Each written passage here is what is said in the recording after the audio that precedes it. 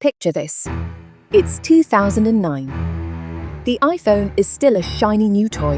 Facebook is just learning how to be cool, and social media as we know it is in its rebellious teenage years. Meanwhile, in the sleepy town of Mountain View, California, two former Yahoo employees, Brian Acton and Jan Koum, sit at a rented desk in a friend's office. They're not dreaming of launching a billion-dollar empire. They're just trying to create an app that lets people message each other without the hassle of SMS fees. Fast forward to 2014, and that little app they built is sold to Facebook for $19 billion, yes, billion with a B in the largest acquisition in tech history at the time. But how did two engineers with no prior startup experience pull off such an audacious success? And what can we learn from their wild ride to the top? Buckle up, because this is the story of WhatsApp. A story of grit, principles, and some brilliantly simple ideas. Today, their creation, WhatsApp, boasts over 2 billion users and has revolutionized how the world communicates. But did you know the first version didn't even let you send messages? That the name WhatsApp came from a cheesy pun? Or that the app's explosive growth came with some dark controversies?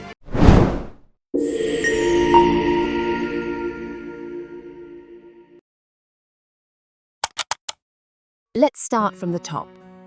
Brian Acton and Jan Koum were seasoned techies.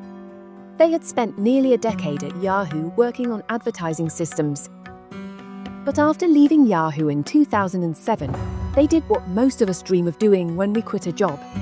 They traveled, kicked back. They tried to get jobs at Facebook. Fun fact, Facebook rejected them both, but sometimes rejection is just the world's way of saying, you're meant for something bigger. And bigger was definitely in the cards. Koum teamed up with Brian Acton, his longtime friend and former Yahoo colleague.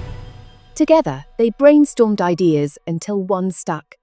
An app that let users update their statuses so friends could see what they were up to. Yes, you heard that right. The first version of WhatsApp wasn't even about messaging. It was a status update tool. You'd write something like, at the gym or battery low, and your contacts would see it. No chats, no emojis, just status updates. The idea was simple but had one big flaw. Nobody cared. Koum almost gave up. But then, Apple introduced push notifications, and suddenly, WhatsApp statuses could ping users in real time. That's when it clicked. Why not let people talk to each other instead? In late 2009, WhatsApp 2.0 launched with messaging capabilities, and the rest is history. As for funding, it started with 5 former Yahoo employees contributing $250,000.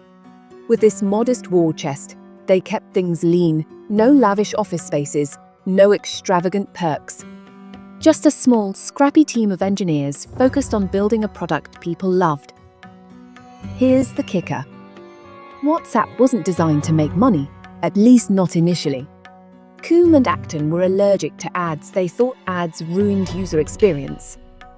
They even taped a note to Koum's desk that read, "No ads, no games, no gimmicks." This wasn't a billion-dollar business strategy at the time. It was just a moral stance. WhatsApp was created for the people, period. Its simplicity was its genius. Users loved that it was fast, reliable, and above all, ad-free. By 2011, WhatsApp had climbed to the top of the App Store charts and had millions of users globally. In regions like India and Brazil, where SMS fees were exorbitant, WhatsApp became a lifeline. Its minimalist interface, combined with a 99-cent annual subscription fee, made it wildly popular. They achieved all this with just 50 employees. A stark contrast to the bloated teams of Silicon Valley giants. Fast forward to 2014, and Facebook CEO Mark Zuckerberg comes knocking. With over 400 million active users, WhatsApp was a prize too tempting to ignore. Zuckerberg offered $19 billion, $4 billion in cash, $12 billion in Facebook stock, and $3 billion in restricted shares.